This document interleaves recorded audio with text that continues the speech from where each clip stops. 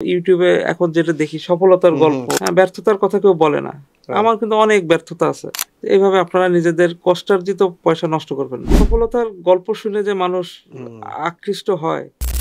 আপনি তো চাকরির পাশাপাশি ব্যবসা করছেন, এরকম অনেক আমাদের বড় একটা ক্রাউড আছে যারা এই কাজটা করতে চায়।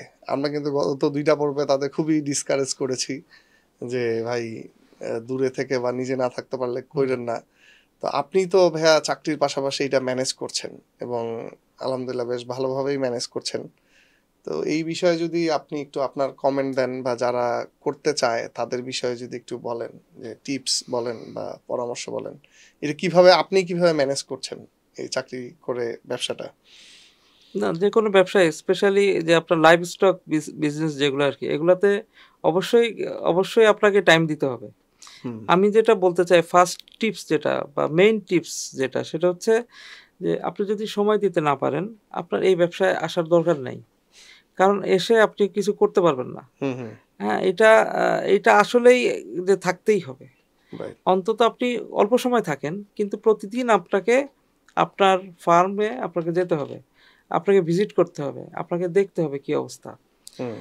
এটা আমার পক্ষে কষ্ট হইলেও, কিন্তু যেহেতু আমার শখ, আমি এটা মেনটেন করি এবং অতটা অসুবিধাও হয় না আমার। মনে করেন আমি যেখানে চাকরি করি, আমার তো বিকাল পর্যন্ত অফিস থাকে। তো আমি অফিস শেষ করে আমি একবার আমার ফার্মে যাই, যে ওখানে দেখাশোনা করি, সব কিছু দেখে তারপরে আমি বাসায় যাই। অথবা যদি বাসায় আগে যাই, ওখান থেকে মানে প্রতিদিন আমি একবার যাই, আমি চেষ্টা করি। এটা আমার জন্য সম্ভব হচ্ছে এই জন্য, কারণ আমার ফার্মটা হচ্ছে আমার ঢাকার মধ্যেই, তো এখানে আমি এটা মেনটেন করতে পারতেছি।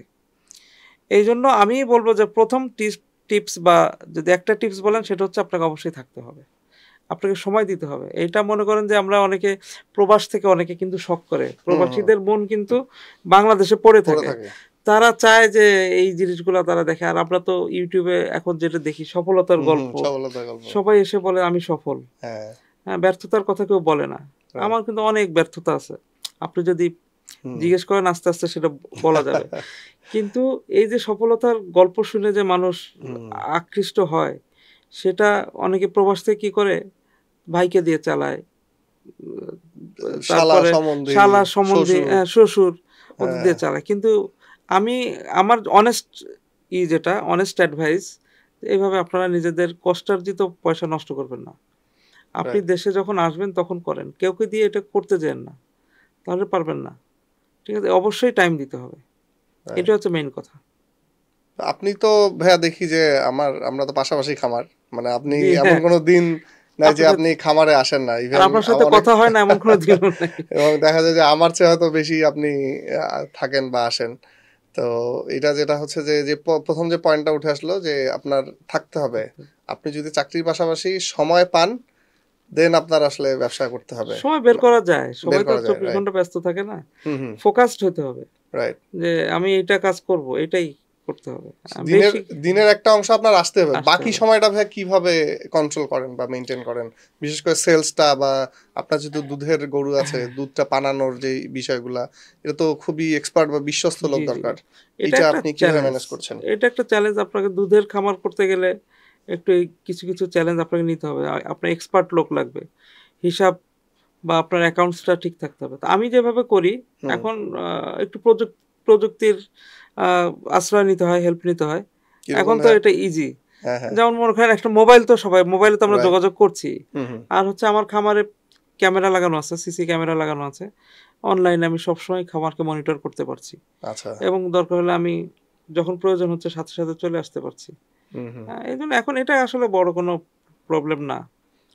ইচ্ছা থাকলে এটা ওভারকাম করা সম্ভব। প্লাস আপনার তো যেই লোকগুলো আছে, এটা তো ওরা অনেক ছোটবেলা থেকেই মনে হয় বাই জেনারেশন আপনার এখানেই। আমার যেই লোক দিয়ে শুরু, এখনো সেই আছে। আমি মানে হয় কি, যে আপনি একটা খামার যখন করবেন, আপনার অবশ্যই বিশ্বস্ত লোক লাগবে।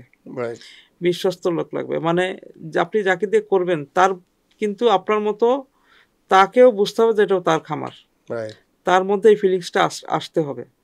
এবং আমাদের খামারে আমার যে স্টাফগুলো আছে, আমরা কিন্তু একটা পরিবারের মতোই থাকি। হ্যাঁ, হুম আমার তো মনে হয় আমার থেকে ওদের আরো বেশি লাগে, ওরা আরো কষ্ট পায় বেশি, আমি কষ্ট দেখি। বেশি হ্যাঁ, পায়। হ্যাঁ, কোনো গরু আপনি অসুস্থ দেখছেন। হলে। হ্যাঁ, রাইট, তাই এই জিনিসটা আমি চেষ্টা করছি এই জিনিসটা ওদের মধ্যে গ্রো করতে, এবং রাইট। সেটা আমার মনে হয় তারা গ্রো করছে অনেকটা। হ্যাঁ, তো এরকম আপনার বিশ্বস্ত লোক লাগবে, এটাও কি যে আপনার বিশ্বস্ত লোক লাগবে, অ্যাকাউন্টস মেনটেন করতে হবে আপনাকে সার্বক্ষণিক। হুম, হুম, সার্বক্ষণিক এই যে প্রযুক্তিতে সিসি ক্যামেরা বললাম, এটার অনেক কিন্তু ফায়দা আছে। ফায়দা আছে, অ্যাডভান্টেজ আছে। কারণ ওইটা থাকলে অন্তত বুঝতে পারে যে কেউ একজন নজর নজর রাখতেছে। রাখছে, রাইট। ওরা একটু ইয়া থাকে, হ্যাঁ, সচেতন থাকে। হ্যাঁ, তো আসলে মানে ভাইয়া যে ব্যবসা করলেই যে একদম ছেড়ে ছুড়ে সব খামার মানুষের হাতে দিয়ে দিচ্ছে, ব্যাপারটা এরকম না। না, ওনার যেহেতু সময় আছে, একটু সময় পান, হুম, প্লাস প্যাশন আছে, উনি এই ইয়েস, প্রফেশনটাকে ভালোবাসেন, মানে এই পেশাটাকে, গরু হাঁস মুরগি এই জিনিসগুলোকে ভালোবাসেন। প্যাশন থাকতে হবে, একটু সময় দিতে হবে, সময় থাকতে হবে, হুম, প্রযুক্তির ব্যবহার, এবং সবই হচ্ছে লাগবে, বিশ্বস্ত লোক। বিশ্বস্ত এই লোক। চারটা জিনিস যদি থাকে তাহলে তাহলে আসেন। আপনার হুম। এই খামার খামারে